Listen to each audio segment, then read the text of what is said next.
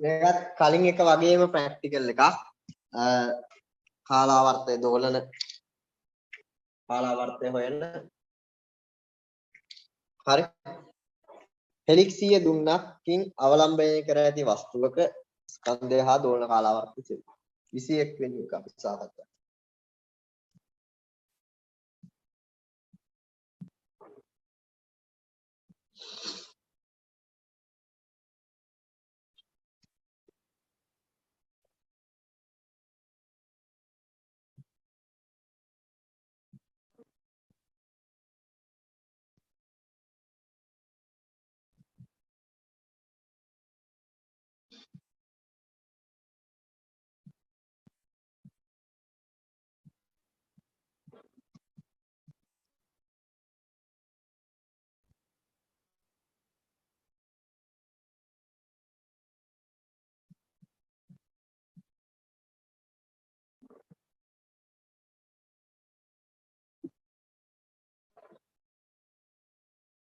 ස්කන්ධය හා දෝලන කාලාවර්තය.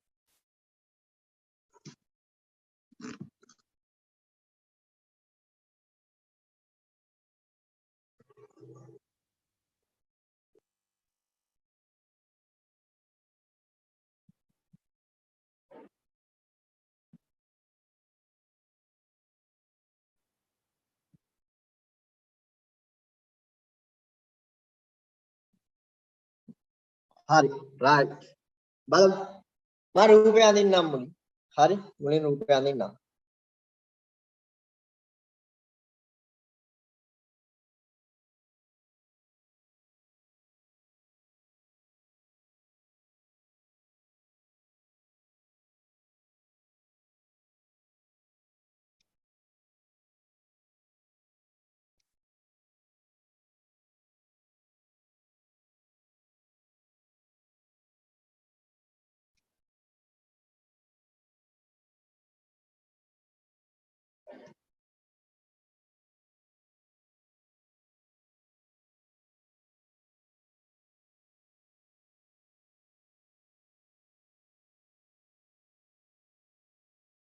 මේව දුන්නක්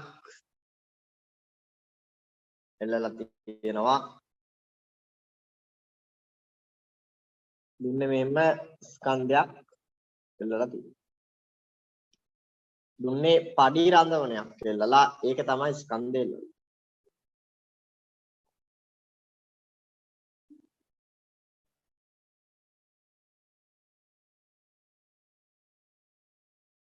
පඩි රඳවෙන්නේ මේක පඩි දා. හරි.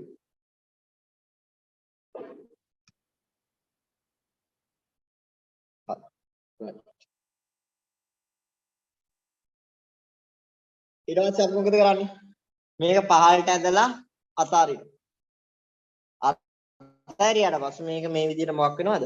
දෝලණය වෙනවා. පැහැදිලිද? මේ විදිහට දෝලණය. තේරුණාද? හරි. එතකොට අපි මුලින් ගණනය කිරීම කරලා ඉමු. ගණනය කිරීම කරලා ඉමු. හෙලික්සිය හරි. හෙලික්සිය දුන්නක දෝලන කාලාවර්තය වෙන සමීකරණය තමයි මොකද්ද? T සමානයි 2 π m බෙදීම කේවල වර්ගමූලය. ඒක තමයි සමීකරණය. ඉතින් මේකේ මොකද්ද? ප්‍රස්ථාරය අඳිනකොට අපි මේක වෙනස් මේක නියත දැන් අපිට පුළුවන් මේකේ ස්කන්ධය මනලා මේ ඉල්ලලා තියෙන ස්කන්ධය හොයාගන්න පුළුවන් m. ඊට පස්සේ දුන්නේ දුනු නියතය හොයාගන්න පුළුවන් k. sorry m හොයලා t හොයාගන්න පුළුවන් මැන ගන්න පුළුවන් අපිට ඕන නම් දුන්නේ දුන්නේ ඒ වගේ දේවල් හොයාගන්න පුළුවන්. නමුත් අපි මෙතන මොකද්ද කරන්නේ? ස්කන්ධය හා දෝලන කාලාවර්තය අතර සම්බන්ධය සත්‍යාපනය කරනවා කියන්නේ. එන්නේ මේ සමීකරණය පෙන්වන දේ ප්‍රායෝගිකව ගැලපෙනවා කියලා පෙන්වන්න හදනවා. ඒ කලින් ප්‍රැක්ටිකල් වල කරා තාපයේ ප්‍රැක්ටිකල් වල එහෙම මොකද්ද කරේ අපි ප්‍රස්ථාරයක් ඇඳලා ඒ සමීකරණයට අනුව ප්‍රස්ථාරය ආව නම් ඒක සත්‍යයි කියලා අපි කිව්වා. ඉතින් මේ විදිහට තමයි මේකෙත් කරන්නේ. එහෙනම් මේකෙත් අපි මොකද්ද කරන්න ඕන? ප්‍රස්ථාරයක් අඳින්න ඕන. පැහැදිලිද? ප්‍රස්ථාරයක් අඳින්න ඕන. ප්‍රස්ථාරය ඇඳලා සමීකරණයට අනුව ප්‍රස්ථාරය අඳින්න ශ්‍රිතේ නිර්මාණය කරනවා. ඊට පස්සේ ප්‍රායෝගිකව දත්තමනල ප්‍රස්ථාරය අඳිනවා. ඒතකොට සමීකරණයට අනුව ප්‍රස්ථාරය සමීකරණෙ පෙන්නන හැඩයටම ප්‍රස්ථාරය එනවා නම් අපිට කියන්න පුළුවන් මේක සත්‍යයි. එහෙනම් ප්‍රස්ථාරයක් අඳින්න ඕන. ප්‍රස්ථාරයක් අඳිනකොට අපිට දුර්ණු නියතය වෙනස් කරන්න බෑ දුන්නේ. හරිද? අපිට වෙනස් කරන්න පුළුවන් දුන්නේ ඉල්ලලා තියෙන ස්කන්ධය m වෙනස් කරන්න පුළුවන්. ඒතකොට දෝලන කාලාවර්තේ t වෙනස් වෙනවා. දැන් මම කිව්වා දැන් ඒතකොට ස්වායක්ත විචල්‍ය විදිහට අපි තෝරගන්නේ මොකද්ද ළමයි? ස්වායක්ත විචල්‍ය ඒකත් අහන්න පුළුවන්. ස්වායක්ත විචල්‍ය විදිහට තෝරගන්නේ අපි මම කිව්වා x අක්ෂය සඳහා සාමාන්‍යයෙන් අපි වර්ගමූලයක් තෝරගන්නේ නැහැ. හරි? ඒතර අපි වර්ග කරලා තමයි ගන්නෙ m. හරිද? ඒතර පරායක්ත විචල්‍ය විදිහට අපි තෝරගන්නේ t වර්ගය නේද? අපි එන මේ සමීකරණේ වර්ග කරනවා t වර්ග සමානයි 4pi වර්ග m බෙදීම k. ඒතර ප්‍රස්ථාරය අඳින්න සුදුසු විදිහට සකස් කරොත් t වර්ග සමානයි 4pi වර්ග බෙදීම k. හරි? t වර්ග සමානයි 4pi වර්ග බෙදීම k m. ඔන්න හරි. ඒතර මේක එන්නේ y සමානයි mx ආකාරයේ ප්‍රස්ථාරයක්. y සමානයි mx ආකාරයේ ප්‍රස්ථාරයක්. හරි? ඒතර ප්‍රස්ථාරය ඇන්දොත් මම මේ පැත්තේ පාලින් අඳින්නම්කො ප්‍රස්ථාරය.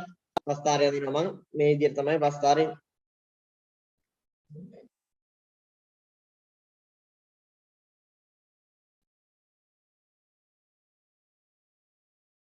අපි t වර්ගය සහ m අතර ප්‍රස්ථාරය අඳිනවා.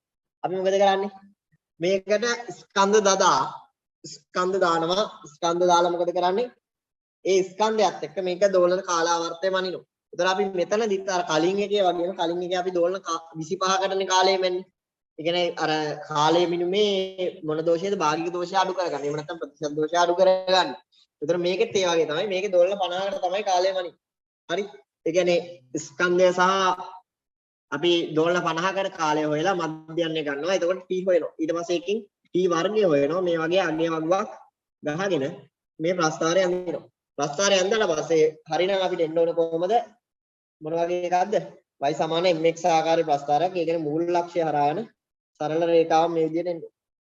මේ ප්‍රස්ථාරය මේ විදිහට ආවට පස්සේ අපිට ඕන ප්‍රස්ථාරයේ අනුක්‍රමණය වශයෙන් ලබා ගන්න පුළුවන් 4pi වර්ග බෙදීම k. හරිද? එතකොට ප්‍රස්ථාරයේ මූල ලක්ෂ්‍ය හරහා යන සරල රේඛාවවත් මේ තියෙන සමීකරණයෙන් අපි හදාගත්තු ශ්‍රිතය මේ තියෙන අපි ප්‍රායෝගික වැදු ප්‍රස්ථාරය. ඒ කියන්නේ ප්‍රායෝගිකව ස්කන්ධ වෙනස් කර දෝලන 50කට කාලය හොයලා එක් දෝලනයකට කාලය හෙව්වා. ඒ කියන්නේ මධ්‍යයන්ය ගත්තා. ඊට පස්සේ ඒකෙන් t වර්ගය හදාගෙන ප්‍රායෝගික දත්ත ඇසුරින් අද ප්‍රස්ථාරය මේ තියෙන සමීකරණයෙන් ලැබුණ ප්‍රස්ථාරය සඳහා ශ්‍රිතය. ඒතර මේ ශ්‍රිතේ විදිහටම ප්‍රස්ථාරය આવොත් අපිට කියන්න පුළුවන් මේක සත්‍යයි කියලා. හරිද? ඒකෙන් මේ සමීකරණය ගැලපෙනවා ප්‍රායෝගිකව. ඒක තමයි සත්‍යාපනය කරනවා කියලා කියන්නේ. ඉතින් ඔය විදිහට ප්‍රස්ථාරය අඳින්න කියන්න පුළුවන්. ප්‍රස්ථාරයේ අනුක්‍රමණය හොයන්න කියන්න පුළුවන්. හරිද? ඊට පස්සේ k අගය හොයන්න කියන්න පුළුවන්.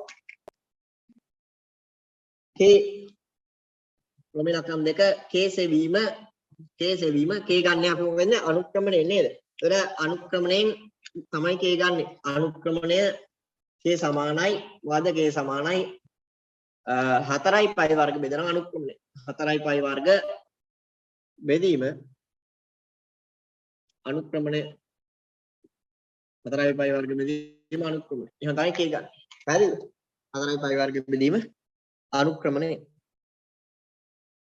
ඔය විදිහට අපිට k හොයන්න පුළුවන්. හරිද? ඊට පස්සේ ඒ කියන්නේ මේක k හොයන්න කියලා කියන්නත් පුළුවන්.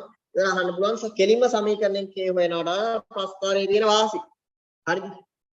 ප්‍රස්ථාරික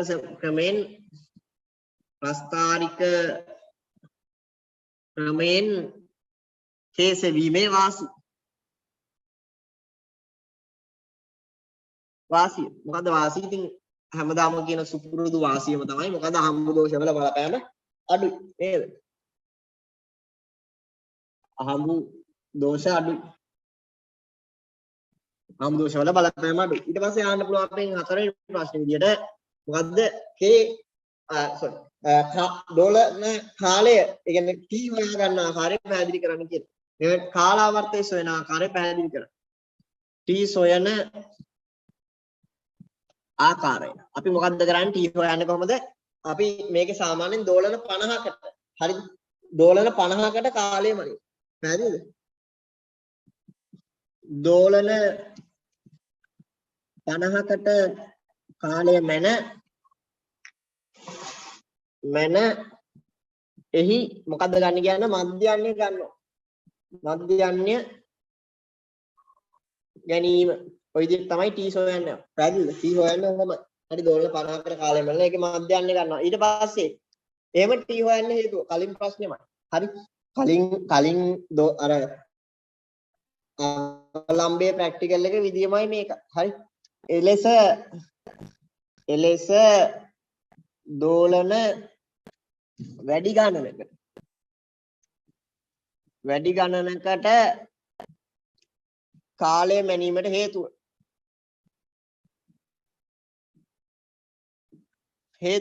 මොකද්ද හේතුව?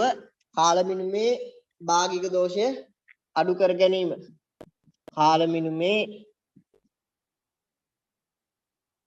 භාගික දෝෂය එහෙමත් නැත්නම් ප්‍රතිශත දෝෂය අඩු කිරීම කර ගැනීම. ඊට පස්සේ ඒකත් එක්කම අපෙන් අහන්න පුළුවන් භාගික දෝෂය හෝ ප්‍රතිශත දෝෂය හොයන්න කියලා. හරිද? කාල මිනුමේ භාගික දෝෂය එහෙම නැත්නම් ප්‍රතිශත දෝෂය සොයන්න කියලා අහන්න පුළුවන්. එහෙම ඇහුවොත් මොකද්ද? කොහොමද හොයන්නේ? අපි කාල මිනුමේ දෝෂය හොයන්න ඕන මුලින්. ඒ කියන්නේ ප්‍රතිශත දෝෂය අපි ගන්න කොහොමද? ප්‍රතිශත දෝෂය භාගික දෝෂය හරි මොකක් හරි ප්‍රතිශත දෝෂය හරි මම ප්‍රතිශත දෝෂය ගන්න විදිය කියන්නම්. ප්‍රතිශත දෝෂය ගන්න කොහොමද? භාගික දෝෂය වැඩි කරනවා 100. භාගික දෝෂය ගන්න කොහොමද? භාගික දෝෂයේ විරාම ගටිකාව. අපි පාවිච්චි කරන විරාම ගටිකාවේ කුඩාම මිනුම බෙදනවා මොකෙන්ද? දෝලන 50කට ගතවන කාලය. දෝලන 50කට ගතවන කාලය. දෝලන 50ට ගතවන කාලය. ඒක වැඩි කරනවා 100ෙන්. ඔය විදිහට තමයි ප්‍රතිශත දෝෂය හොයන්නේ. පැහැදිලිද? ඒක වැඩි කරනවා 100ෙන් තමයි ප්‍රතිශත දෝෂය හොයන්නේ. පැහැදිලිද? right? okay. ස්ක්‍රීන්ෂොට් එක ගහගන්න ඉඩමදින්. ඉතුරු ටිකට යන්න ස්ක්‍රීන්ෂොට් එක ගහගන්න ළමයි. මගල් ස්ක්‍රීන්ෂොට් එක ගන්න. හරි. ඊළඟට මෙයන් එක් දෝලනයකට ගතවන කාලය සඳහා ප්‍රතිශත දෝෂය හොයන්න කියලා. ඊට පස්සේ දෝලන 50කට ප්‍රතිශත දෝෂය හොයන්න කියලා ඒ දෙක සංසන්දනය කරන්න කියන්න පුළුවන්. හරි. ඉදිරියේ ඉතින් ප්‍රශ්නේ අහන විදිහට උචිත විදිහට උත්තරේ දෙන්න ඕන. හරි. ස්ක්‍රීන්ෂොට් එක ගහගෙන ප්‍රශ්නේ ලියාගන්න. right. ඊගාවට අපි 6 වෙනි ප්‍රශ්නේ හිටියේ 7 වෙනි ප්‍රශ්නේ.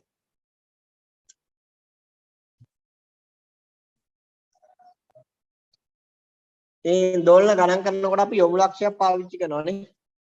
දෝලන ගණන් කිරීමට යොමු ලක්ෂයක් පාවිච්චි කරනවා. යොමු ලක්ෂයේ තියෙන තැබිය යුතු ස්ථානය අඳින්න කියන්න පුළුවන්. 7 වෙනි ප්‍රශ්නේ යොමු ලක්ෂය තබන ස්ථානය අඳින්න එහෙම නැත්නම් ලියන්න කියන්න පුළුවන්. යොමු ලක්ෂය තියන්නේ කොහෙන්ද? අපි ලියන්නේ යොමු ලක්ෂය තියන්නේ මෙන්න මෙතන.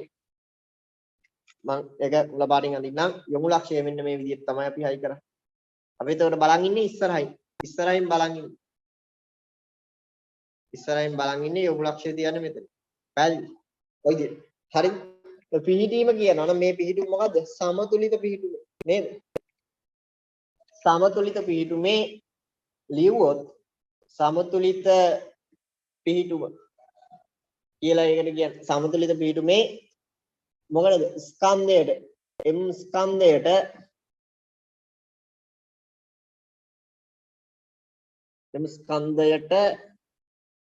පිටුපස තමයි අපි තියන්නේ. පිටුපස. ඔය විදිහට තමයි යොමු ලක්ෂ්‍ය තියන්නේ. හරි. ඊගාවට 8 වෙනි ප්‍රශ්නේ. සුපුරුදු පරිදි මොකක්ද අහන්න පුළුවන්? දැන් ඔයගොල්ලෝ දන්නවා අහන්න ප්‍රශ්නේ. මොකද්ද? යොමු ලක්ෂ්‍යයේ පිහිටීම තියන්නේ හේතුව. යොමු ලක්ෂ්‍ය එම පිහිටුමෙහි තැබීමට හේතුව. මොකද්ද තැබීමට හේතුව? යොමු ලක්ෂයේ එම පීඨමේ තැබීමට හේතුව අහන්න පුළුවන්. මොකද්ද ළමයි හේතුව? යොමු ලක්ෂයේ පීඨමේ තියන්න හේතුව තමයි අපි දන්නවා සමතුලිත පීඨමේ තමයි මේකේ ප්‍රවේගය වැඩිම. මොකේද? අවලම්. එහෙම නැත්නම් මේ ස්කන්ධයේ ප්‍රවේගය වැඩිම සමතුලිත පීඨමේ. එතන ප්‍රවේගය වැඩි කියන්නේ අපිට අර විරාම ගතිකාව ඔන් කරද්දී අපි ටක් ගාලා මෙතෙන්දි තමයි ඔන් කරන්නේ. හරි.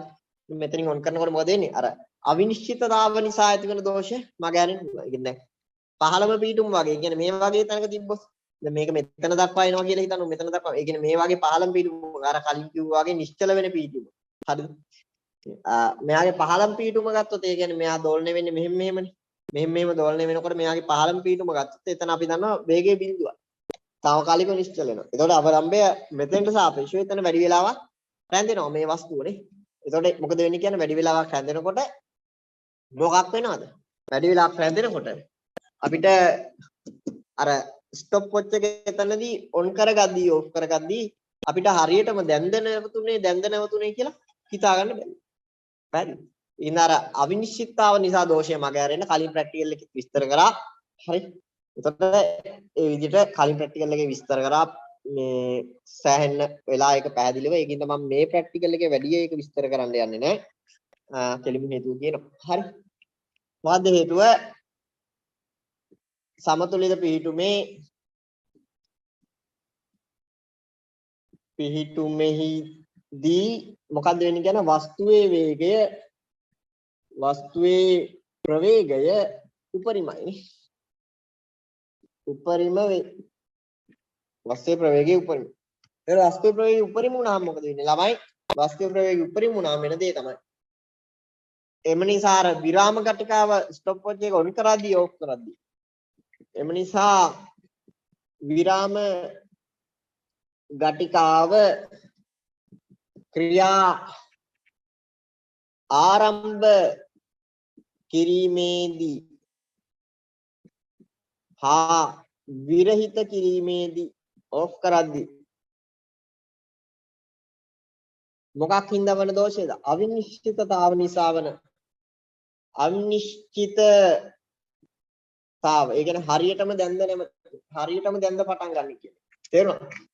හරියටම දෝලණය වෙන්න පටන් ගන්න වෙලාව. හරි. හරියටම මෙතන පටන් ගන්න වෙලාව අපිට ෂණිකව බලා ගන්න පුළුවන්. මොකද මෙතනින් ෂණිකව යන්නේ. අවිනිශ්චිතතාව නිසා වන මේක මොන දෝෂයක්ද? අහඹු දෝෂයක් නේ. අහඹු දෝෂය අවම වේ. හරි. ඊට පස්සේ ඒකත් එක්කම ඒකෙම අනිත් ප්‍රශ්නේ අහන්න පුළුවන්. මොකද්ද? ඒ කියන්නේ මේ ප්‍රශ්න දෙකම අහන්නේ නැහැ. එකයි අහන්නේ. හරිද? කියන්නේ මේවෙන් කීපයයි අහන්නේ. මේ ඔක්කොම නික අහනවා කියලා මම කියන්නේ. මේවෙන් කොටසක්. එතන 9 වෙනි ප්‍රශ්නේ මේකේ අනිත් ප්‍රශ්නේ. ඒ කියන්නේ දෝලණය වන මාර්ගයේ කෙලවරක තියන්න. තිබ්බොත් මොකද වෙන්නේ? හරි. එහෙනම් යොමු ලක්ෂය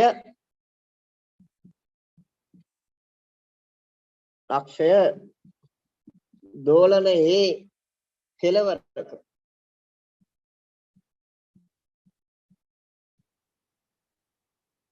විත වන දෝෂය. මොකද්ද මේකේ අනිත් පැත්ත? ඒකෙන් කෙලවරක තිබුවොත් මොකද්ද වෙන්නේ කියන්නේ? අර අවිනිශ්චිතතාව වැඩි නේද? ඒ කියන්නේ විරාම ගටිකාව ස්ටොප් වොච් එක ඔන් කරද්දී ඕෆ් කරද්දී කෙලවරේ අපි දන්නවා වැඩි වෙලාවක් රැඳෙනවා. ඒතකොට හරියටම මෙතන පාස් කරන වෙලාව දැන්ද? ඒ කියන්නේ හරියටම මේ කෙලවරෙන් යන්නේ දැන් කොයි වෙලාවෙද කියලා අපිට අඳුර ගන්න අමාරුයි. එතන ටික වෙලාවක් හැඳිලා. තේරෙනවද? ඒකයි කතන්දරේ. එතකොට කෙලවරක තිබු ඊට වන දෝෂය මොකද්ද? විරාම ගටිකාව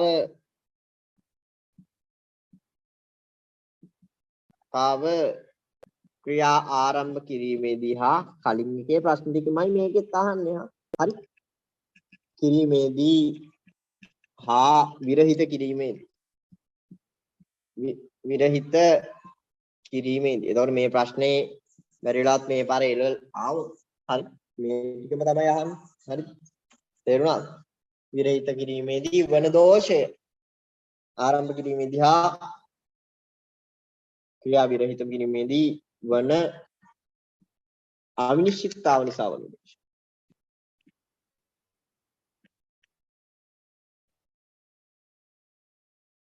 නිසා වන ආම්බු දෝෂය වැඩි. මොකයි කතාව? හරි. right. ඊළඟ ප්‍රශ්න. ඔන්න කාලය වැනීම සම්බන්ධයෙන් සියල්ල කතා කරලා ඉවරයි. හරි. යොමු ලක්ෂ්‍ය තියෙන එක සම්බන්ධයෙන් කතා කරා. ඊට පස්සේ මොනවද ළමයි? කාලය වැනීම හරි. ඊට පස්සේ මේකේ අර අවලම්බේ දිගමනින නම් කතන්දර නෑනේ. ඒ කතන්දර මේකේ මුකුත් නෑ. හරි. ඊට පස්සේ අපි අර මුල් ප්‍රශ්න ටික කතා කරේ නෑනේ. ඒ කියන්නේ අර මේකෙන් අහන්න පුළුවන් ඒ කියන්නේ ද්‍රව්‍ය හා උපකරණ ඒ වගේ දේවල් කතා කරේ නෑනේ. ඒ වගේ දේවල්. මේකට පාවිච්චි කරන ද්‍රව්‍ය හා උපකරණ. ද්‍රව්‍ය හා උපකරණ අහන්න පුළුවන්. ඉතින් ද්‍රව්‍ය හා උපකරණ මොනවද? විරාම කටිකාවක් ඕන කරනවා. පඩි රඳවනයක් ඕන කරනවා. මඩි ටිකක් ඕන කරනවා. දුන්නක් ඕන කරනවා. දුන්න එල්ලන ආධාරකයක් ඕන කරනවා. යොමු ලක්ෂණ. ඔය නේ. විරාම කටිකාව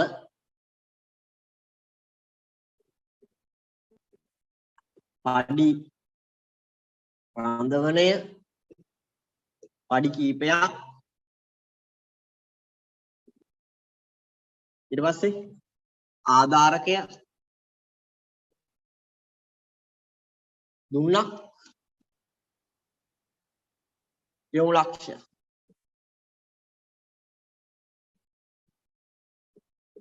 වැඩි තමයි ඕන කරන්නේ. හරි. ඊට පස්සේ රූපේ නම් කරන්න කියන්නත් පුළුවන්. ඒ වගේ දේවල් සරල දේවල්. හරි. ඊට පස්සේ ක්‍රමය අහන්න පුළුවන්. ක්‍රමය આવොත් අපිට පියවර පහකින් විතර විස්තර කරන්න පුළුවන් වෙන්න ඕන. මම කියන්නම්. ඔයගොල්ලෝ ලියා ගන්න.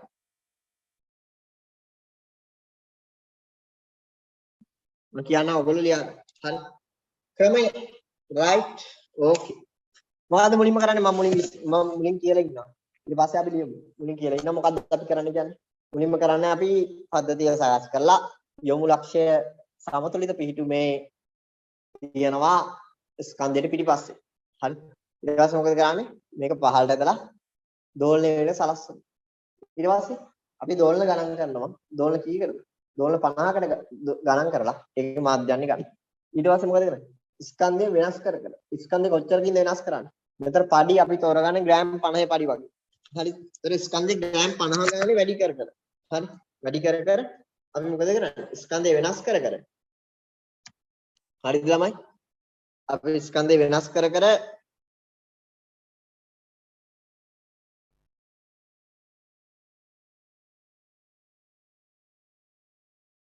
බලන්න.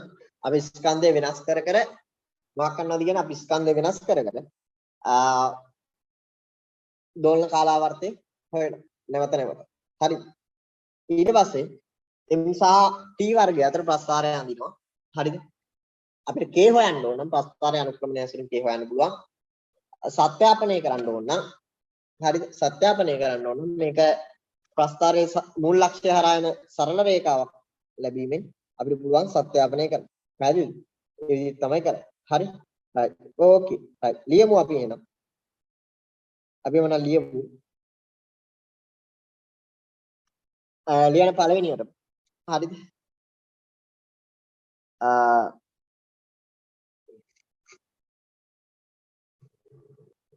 හෙලික්සිය දුන්න තුල ස්කන්ධය එල්වා. හරි. හෙලික්සිය දුන්න තුල ස්කන්ධය එල්වා. නැත්නම් පද්ධතිය සකසා කියලා ලියුවත් හරියි. පද්ධතිය සකසා හරි. පද්ධතිය සකසා යොමු ලක්ෂය සමතුලිත පිහිටුමේ යොමු ලක්ෂය සමතුලිත පිහිටුමේ ස්කන්ධයට පිටුපසින් හරි ස්කන්ධයට පිටුපසින් රඳවන්න යොමු ලක්ෂය සමතුලිත පිහිටුමේ ස්කන්ධයට පිටුපසින් රඳවන්න. හරි. පද්ධතිය සකසා යොමු ලක්ෂය සමතුලිත පිහිටුමේ ස්කන්ධයට පිටුපසින් රඳවන්න. ඊට පස්සේ අපි මොකද කරන්නේ? කාලාවර්තය මත. හරි.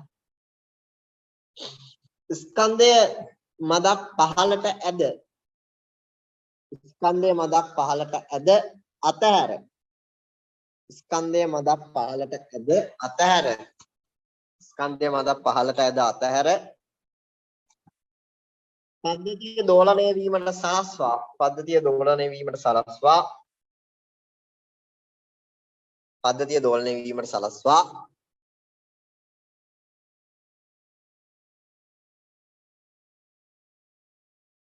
හරි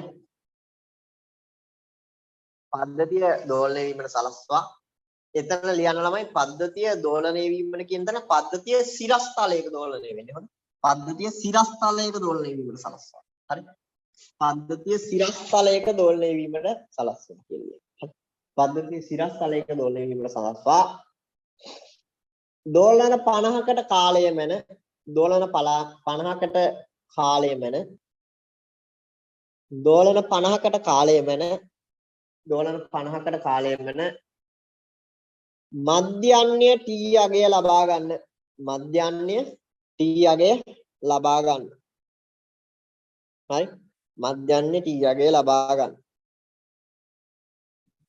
මධ්‍යන්‍ය T අගය ලබා ගන්න හරි ඊට පස්සේ ළමයි මොකද කරන්නේ අපි ස්කන්ධය වෙනස් කරමින් හරි එක් එක් ස්කන්ධ සඳහා මධ්‍යන්‍ය T අගය ලබා ගන්න යන ස්කන්ධය වෙනස් කරමින් හරි ස්කන්ධය වෙනස් කරමින් හරි ස්කන්ධය වෙනස් කරමින් එක් එක් ස්කන්ධය සඳහා හරි එක් එක් ස්කන්ධය සඳහා T අගෙහි මධ්‍යන්‍ය ලබා ගන්න T අගෙහි මධ්‍යන්‍ය ලබා ගන්න එක් එක් ස්කන්ධය සඳහා T අගෙහි මධ්‍යන්‍ය ලබා ගන්න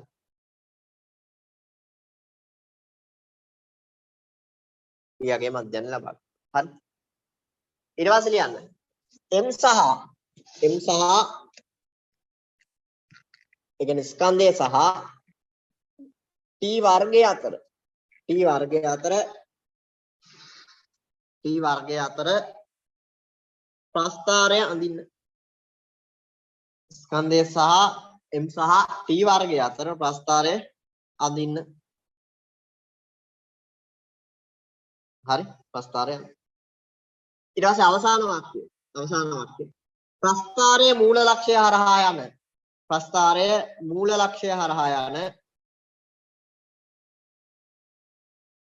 හරි ප්‍රස්ථාරයේ මූල ලක්ෂ්‍ය හරහා යන හරි ප්‍රස්ථාරයේ මූල ලක්ෂ්‍ය හරහා යන සරල රේඛාවක් වීමෙන් හරි ඉහත සම්බන්ධය සත්‍යාපනය වේ ඉහත සම්බන්ධය කියන්නේ M හා T අතර සම්බන්ධය සත්‍යාපනය වේ M හා T අතර සම්බන්ධය සත්‍යාපනය වේ M හා T අතර සම්බන්ධය සත්‍යාපනය ඊට පස්සේ ඊගාව ප්‍රශ්න මේක අහන්න පුළුවන් මේ සමීකරණය ඒ කියන්නේ 12 T සමානයි 2 පයි m බෙදීම k කියන සමීකරණය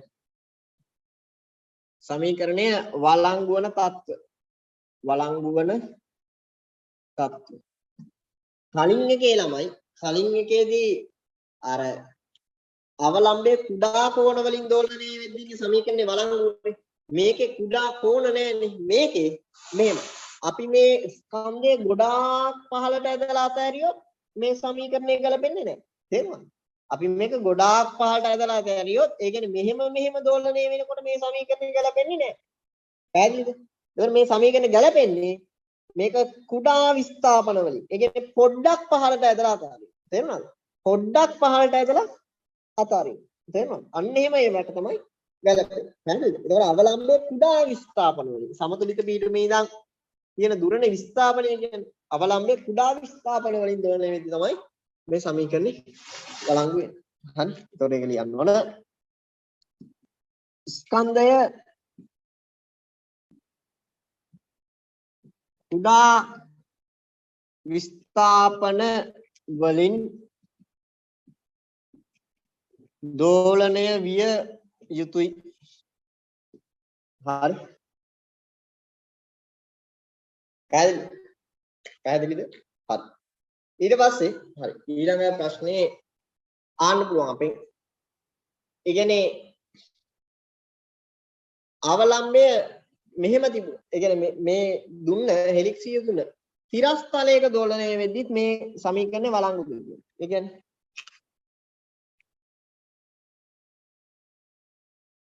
දුන්න තිරස්තලයක දෝලණය වීමේදී මෙය වළංගුද කියලා අහනවා. හරි වළංගුද කියලා අහනවා. හරි. එතකොට ළමයි තිරස්තලයක දෝලණය වෙද්දි මේක වළංගු. ඔව් වළංගු. ඒ කියන්නේ දුන්න මෙහෙම දෝලණය වුණා කියලා ඔව්. ඒ කියන්නේ දුන්න මෙහෙම දෝලණය වුණා කියලා. දුන්න මෙහෙම තිරස් සුමට තලයක මේක සුමට තලයක්. සුමට තලය. මේක මේ වගේ දෝලණය වෙද්දි මේ සමීකරණය මොකද්ද වෙන්නේ කියන්නේ? බලන්න. මේක කියන්නේ මෙහෙම දෝලණය වෙද්දි විතරක් නෙමෙයි. තිරස්ව දෝලණය වෙද්දි විතරක් නෙමෙයි. තිරස් තලයක දෝලණය වෙද්දි මේ සමීකරණේ වළංගු වෙනවා. පැහැදිලිද? පැහැදිලිද? හරි. ඕකේ. රයිට්. ස්ක්‍රීන්ෂොට් එක ගන්න ටක් ගන්න. ස්ක්‍රීන්ෂොට් එක ගහගන්න. ස්ක්‍රීන්ෂොට් එක ගහගන්න.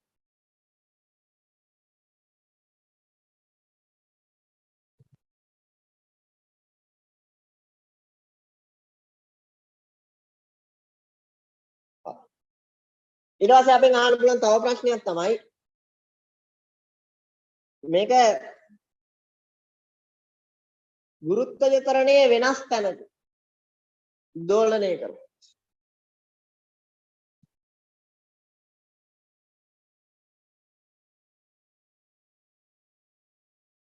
කාලාවර්තය වෙනස් වෙනවද කියලා. ඒ කියන්නේ ඉහත පද්ධතියම අපි 12 වෙනි ප්‍රශ්නේ කරේ 13 වෙනි ප්‍රශ්නේ ඉහත පද්ධතියම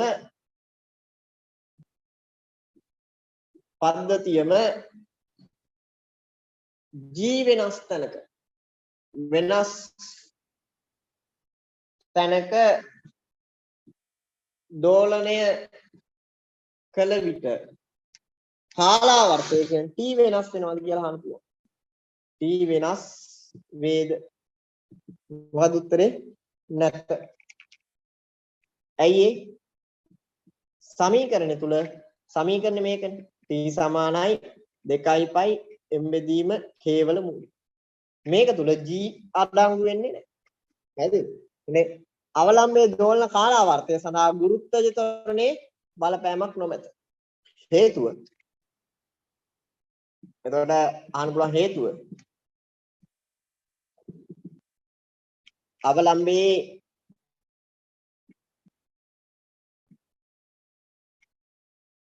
T සඳහා කාලාවර්තය සඳහා G හි බලපෑමක් නොමැත. ඔක තමයි හේතුව. හරි. ඊට පස්සේ ඊළඟ ප්‍රශ්නය අහන්න පුළුවන් ඕකෙන්. ඊළඟ ප්‍රශ්නේ විදිහට මේක අහන්න පුළුවන්. මේක මේ වගේ දුන් වස්තුව මේ වගේ එකක ගිල්ලලා මෙලෙස ද්‍රව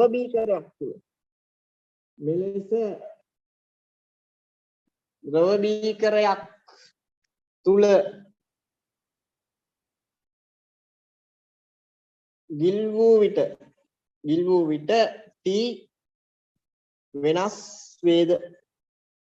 T වෙනස් වෙනවා. නෑ ඒත් වෙනස් වෙන්නේ නෑ. හරි.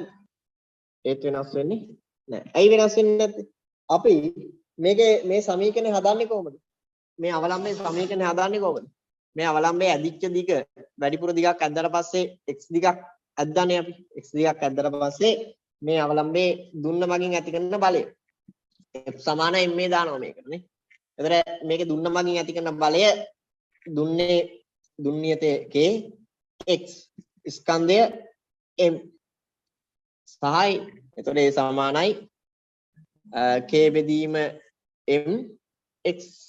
එතකොට ඔමෙගා විදියට ක්‍රියා කරන්නේ k බෙදීම. ඒකින්ද t වෙනස් වෙන්නේ නැහැ වතුර බීකරයක ගිල්ලුවා කියන්නේ. පැහැදිලිද? වතුර බීකරයක ගිල්ලලා ඇද්දා. මේක පහළට ඇද්ද කියලා හිතන්නකෝ වතුර බීකරයක ගිල්ලලා.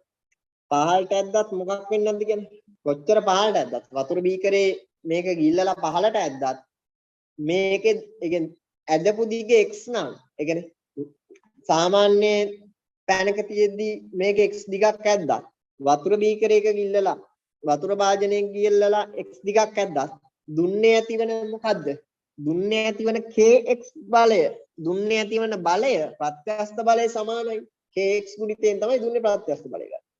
ඒක වෙනස් වෙන්නේ නැහැ. එතකොට වතුර බීකරයේ තිබ්බා සාමාන්‍ය වාතය තුල තිබ්බා මේක ස්කන්ධය වෙනස් වෙන්නේ නැහැ. බර වෙනස් වෙනවා ස්කන්ධය වෙනස් වෙන්නේ නැහැ. ස්කන්ධය වෙනස් වෙන්නේ නැහැ. ඒකින්ද ඔය දෙක වෙනස් වෙන්නේ නැති ඉඳා මොකක් වෙන්නේ නැද්ද? කාලාවර්තය වෙනස් වෙන්නේ නැහැ. ආවර්ත කාලය වෙනස් වෙන්නේ නැහැ. හරි.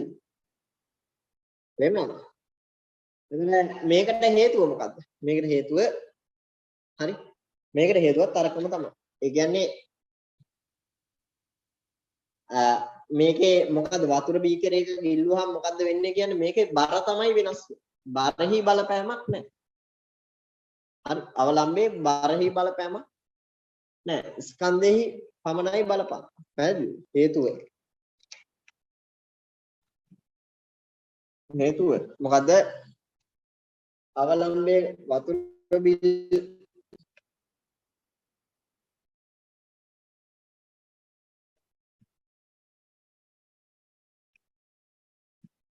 එය ජල බීකරයක ගිල්ලූ විට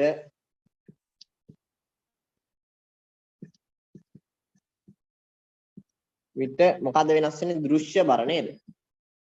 දෘශ්‍ය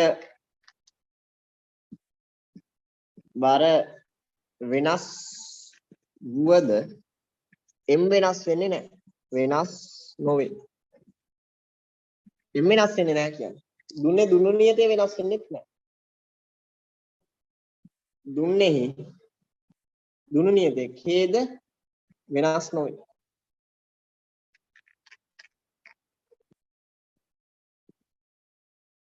එම නිසා මොකක් වෙනස් වෙන්නේද? t වෙනස් නොවේ. t වෙනස් වෙන්නේ පැහැදිලිද? ඔකයි කතාව. එතකොට එහෙනම් අපිට මේක මොකට පාවිච්චි කරන්න බැහැ කියන ළමයි. ඉගෙන ද්‍රවයක ඝනත්වය හොයන්න මේ පරීක්ෂණය භාවිතා කරන්න බෑ. මම ඒක තරුවක් දාලා ලියනවා. එම නිසා ද්‍රවයක ඝනත්වය සෙවීමට මෙය භාවිතා කළ නොහැක. මේ ප්‍රැක්ටිකල් එක පාවිච්චි කරන්න බෑ ද්‍රවයක ඝනත්වය. ඕකේ ස්ක්‍රීන්ෂොට් එක ගන්න ටක් ගන්න. ස්ක්‍රීන්ෂොට් එක ගන්න ළමයි. ඕකේ රයිට්. මේ විදිහ තමයි ඔයගෙන් අහන්න පුළුවන් ප්‍රශ්න ටික. ඊට පස්සේ මෙහෙම එකක් අහන්නත් පුළුවන්.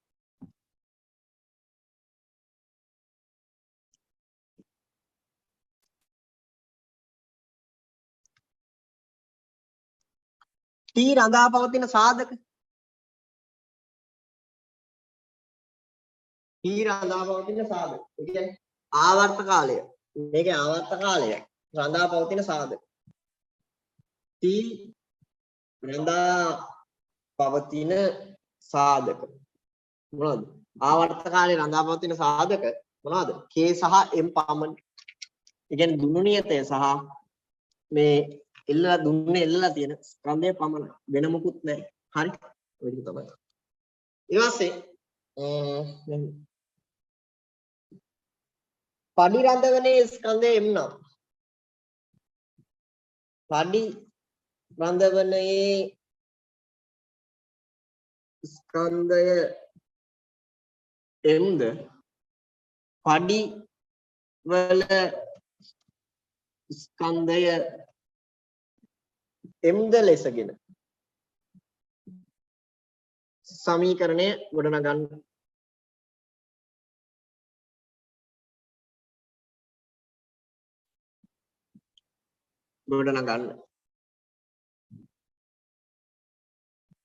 පඩි රඳවන ස්කන්ධේ M simple capital M පඩි වල ස්කන්ධේ. ඉතින් කොහොමද සමීකරණේ? මොකද්ද සමීකරණේ? T සමානයි 2 pi m බෙදීම k වල වර්ගමූලය. එතන මෙන්න මෙතනනේ ස්කන්ධය තියෙන්නේ. මෙතන ස්කන්ධය කියන්නේ මොකද්ද? දුන්නේ එල්ලලා තියෙන මුළු ස්කන්ධය. දැන් දුන්නේ එල්ලලා තියෙන මුළු ස්කන්ධය තමයි මෙතන ස්කන්ධය කියලා කියන්නේ. පැහැදිලිද? එතකොට දුන්නේ එල්ලලා තියෙන මුළු ස්කන්ධය මේ තියෙන්නේ. එතකොට දුන්නේ එල්ලලා තියෙන පඩි රඳවනයයි දුන්නයි මේ පඩි දෙකම තියෙනවා. එතකොට මෙතන m වෙනුවට එන්නේ මොකද්ද? පඩි වල ස්කන්ධය ධන මේ පඩි රඳවන ස්කන්ධය ධන පඩි වල ස්කන්ධය. ඔක තමයි මෙතෙන්. හරි. ඔන්න සමීකරණය හැදුවා. ප්‍රස්ථාරය අදින්න සකස් කරනවා. මේක වර්ග කරමු. t වර්ගය සමානයි 4 pi වර්ග m ධන m බෙදීම k. මේක මම 4 pi ගෙන් ගුණ කරනවා. t වර්ග සමානයි 4 pi වර්ග m බෙදීම k ධන 4 pi වර්ග simple m බෙදීම k. හරිද? එතකොට මෙතන පඩි රඳවන ස්කන්ධය වෙනස් වෙන්නේ නැහැ. m කියන එක නියතයි. මේක තමයි වෙනස් වෙන්නේ. එහෙනම් මේක ස්වායක්ත විකල්ප. එතකොට ප්‍රස්ථාරය අඳින්න ස්ථිතිය සකස් කරොත් t වර්ගය සමානයි 4 pi වර්ගයේ k බෙදීම k කියන එක වරහන් ඇතුළට දාලා simple m එළියට ගන්නවා. ධන 4 pi වර්ග m බෙදීම k. එතකොට මේක එන්නේ y සමානයි mx ධන c ආකාරයේ ප්‍රස්ථාරයක්.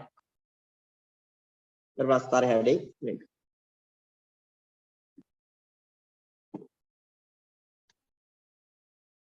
මෙහෙම ප්‍රස්ථාරයක් එන්නේ. ඒතර අනුක්‍රමණයෙන් පෙන්නනවා මොකද්ද? 4 pi වර්ග බෙදීම k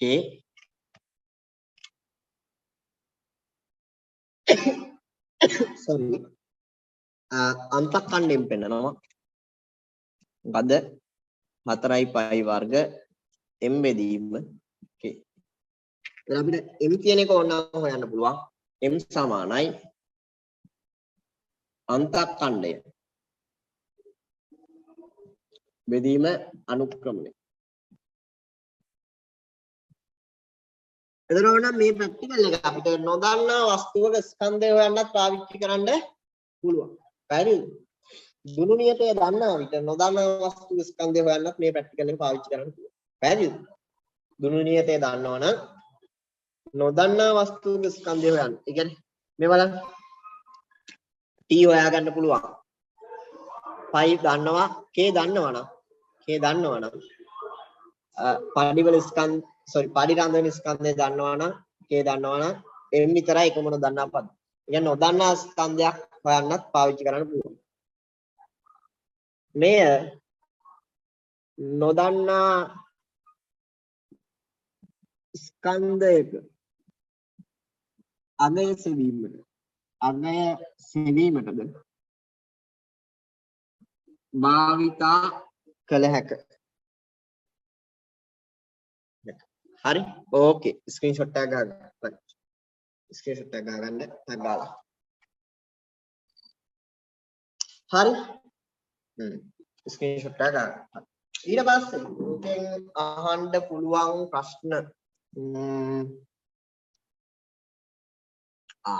මේක ළමයි දුන්න මොන වගේ එකක් වෙන්න ඕනද? දුන්න සැහැල්ලු වෙන්න. හරි.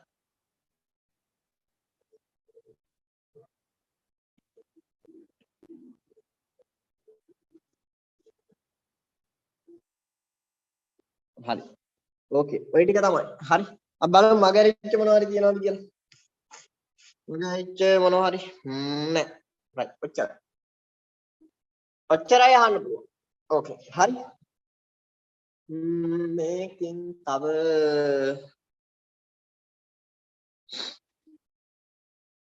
නෑ අතන මේ අහන්න එකක් නෑ. හරි. ඔය ටික තමයි. හරි. ඉතින් එහෙනම් ඔච්චරයි. හරි. ඔන්නයි. හරි. ඕකේ. ඊළඟට තියෙන්නේ අපිට ධ්වනිමානයේ ප්‍රැක්ටිකල් එක. හරි. ධ්වනිමාන. දැන් 12 වෙනි වෙලාව ළමයි. 12:05යි. මේ මම ඇත්තටම තාම මේ උදේට කාලා නෑ. හරි. මේ ඊළඟ තියෙන ධ්වනිමානයේ ප්‍රැක්ටිකල් එක. අපි ඒක තව පැය භාගයකින් වගේ පටන් ගන්න. ඒ කියන්නේ 12:00 පැය භාගයක ඉන්ටර්වල් එකක් අරගෙන 12:00ට ධ්වනිමානයේ ප්‍රැක්ටිකල් එක කතා කරන්න පටන් ගන්න. හරි. ධ්වනිමානයේ ප්‍රැක්ටිකල් දෙකක් තියෙනවා. ඒ දෙකම අද කතා කරනවා. හරි 12:00ට ලොග් වෙන්න. හරි.